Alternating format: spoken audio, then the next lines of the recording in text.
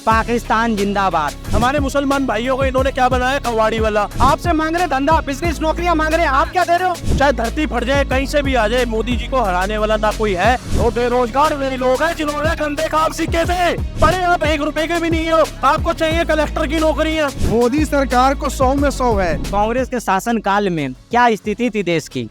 पाकिस्तान जिंदाबाद हर जगह नारे लगते थे। जम्मू कश्मीर में लाल चौक पे पाकिस्तान का झंडा फहराया जाता था। सारी उन्होंने गारमेंट लाइन की नौकरियां खत्म कर दी, ठीक है। उसके बाद उन्होंने रिटेल लगा दी। रिटेल में क्या नौकरी दे रहे हैं, सैलरी क्या दे रहे हैं? 12,000 15,000 12,000 15,000 में खर्चा नहीं किसी के। आज महंगाई देखो कहाँ पे जा रही है। एक बार सुनिए, क्या महंगाई है? पहले एक बार मुझे एक भी चीज महंगाई का एक बता दो। अरे बात सुनो, महंगाई आपको पहले आज से 3 साल पहले तेल क्या रेट था, सरसों का तेल, और अभी क्या जा रहा है, आटा क्या चल रहा है? सुनिए, मैं बताता हूँ, सुनिए 2004 के अंदर तेल की बोतल 30 रुपए थी। 2014 के अंदर तेल की बोतल 77 रुपए क्यों आई? सुनिए, सुनते रहिए। 2004 के अंदर पेट्रोल 33 रुपए 37 पैसे था। सुनिए, 2004 के अंदर जब वाजपेयी जी गए, पेट्रोल 33 रुपए 34 पैसे था। समझ रही है? आप बताइए 2014 के अंदर 77 रुपए 40 पैसे क्यों हुआ? सुनिए, अब 2004 के अंदर, सुनिए 2004 अभी कुछ सुनिए 2004 के अंदर हमारा सिलेंडर 296 रुपए था। मेरी बात सुनिए, वो चले गए, उनका दौर चला गया। आज का दौर आपका है। आपने क्या करा जनता के लिए? आपसे मांग रहे धंधा, बिजनेस, नौकरियां मांग रहे हैं, आप क्या दे रहे हो? यार हिंदू मुस्लिम या कुछ और निकाल लो क्या भाई? कब यार मेरे पास सुनो, मेरी बात पहले मजदूर की दिहाड़ी 200 रुपए थी, आज 800 रुपए कमा रहा है, तो कहाँ जा रहे हो?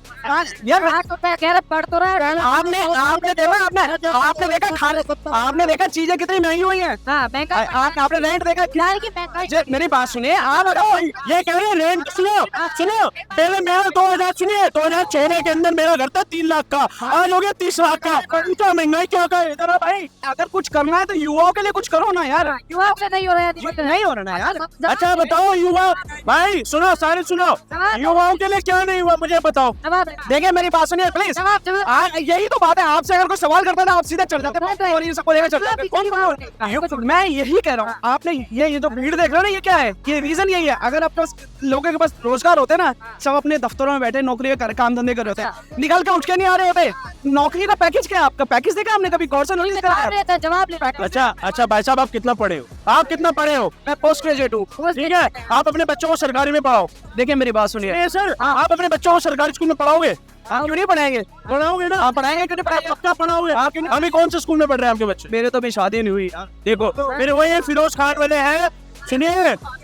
सुनिए, देखिए बात तो उधर ही आ रही।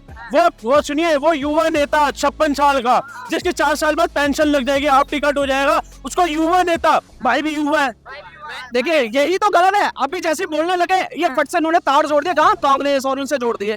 मैं जब कह रहा हूँ यार, अरे तो अच्छा कांग्रेस से क्या करा? तो यही तो मैं कह रहा हूँ, यहाँ पे क्या एक और वो बनाया गया, भीड़ बनाई गई है। नहीं जी, अगर जैसे कोई अगेंस्ट बोलेगा, please sir listen to, let me clear my figure sir. यहाँ हो के रहा है, जैसे किसी ने कुछ हल्का सा अपने हक के लिए या कुछ राइट वे में बोलना शुरू कर दिया, फिर उसको फट से जोड़ देंगे। किससे? कांग्रेस से जोड़ दिया, मोदी से जोड़ दिया, पप्पू से जोड़ दिया, इंदिरा गांधी से, राहुल गांधी से। अरे भाई क्या यार ये लोग यार।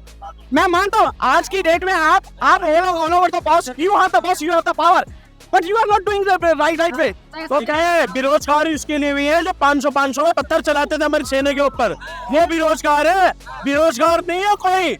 सुनिए, अगर आज किसी के पास काम नहीं है, नीचे पालिका चली है, 50 लोगों की जरूरत है, एक दुकान पे 2 लोगों की जरूरत है, हर किसी को लड़के चाहिए, काम करने वाला तो होना चाहिए। सुनिए, काम करने वाला तो होना चाहिए भाई साहब। सही कह रहे हैं। काम करो ना, अपने अंदर काबिलियत तो लो।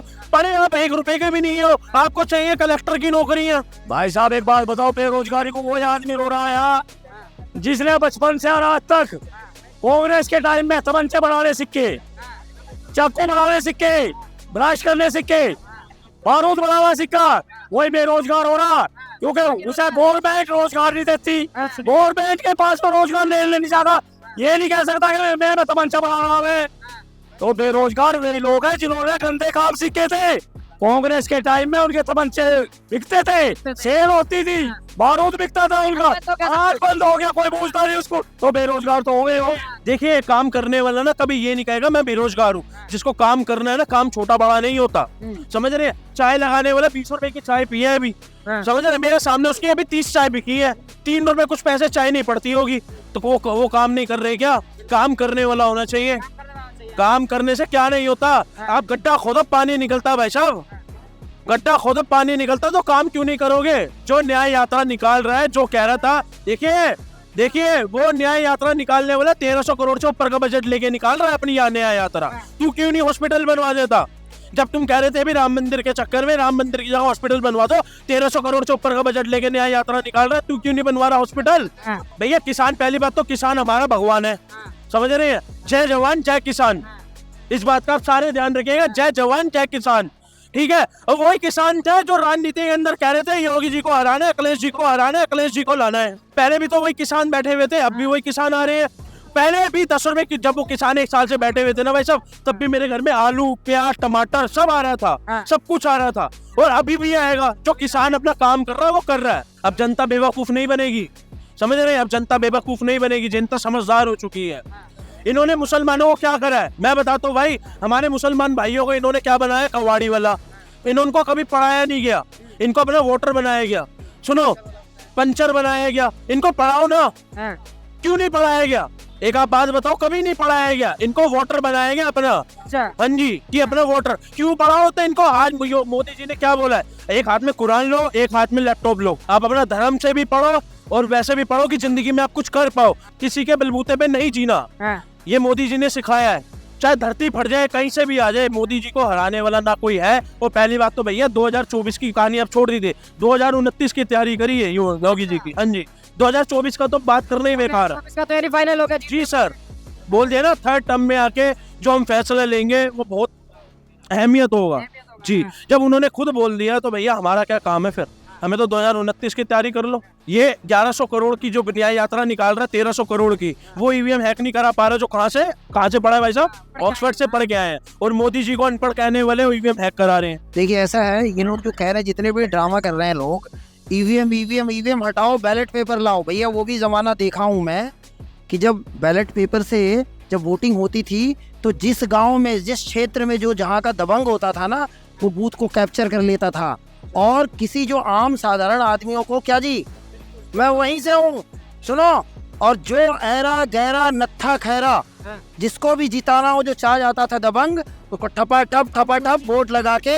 इसलिए ये परेशान है कि ईवीएम हटाओ। भैया ईवीएम क्यों हटाओ? दुनिया हवाई जहाज से उड़ रहे हैं, इंटरनेट चला रहे हो, स्मार्टफोन यूज कर रहे हो, अब हम पेपर पे आ जाए धांधली। अब ऐसा है, बैलेट पेपर के टाइम में बैलेट बॉक्स को उठा के लोग तालाब में डाल देते थे, तोड़ देते थे, तो कुछ भी कर सकते। धांधली करने वाले असामाजिक तत्व कहीं भी मिल जाएंगे आपको। सुनिए, 100 बात की यही बात कहूंगा, अगर ईवीएम हैक करनी होती ना, ईवीएम हैक करनी होती तो दिल्ली 5 साल पहले आ जाता हमारे पास। हाँ, मोदी सरकार को 100 में 100 है।